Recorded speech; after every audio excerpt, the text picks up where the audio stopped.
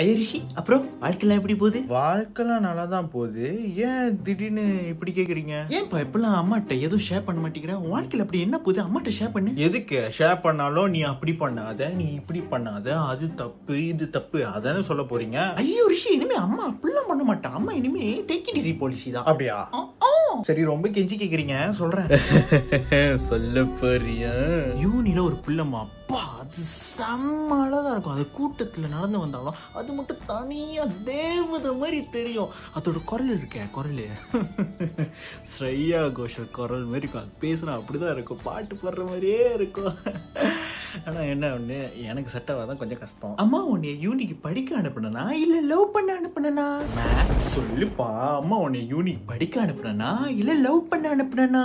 அது லவ் படிக்க, அம்மா லவ் அம்மா நீ தானம்மா ஷேர் பண்ண சொல்லி கேட்டா. சொல்றா, உன்னை யூனிக்கு படிக்க அனுப்புனா இல்ல லவ் பண்ண அனுப்புனா?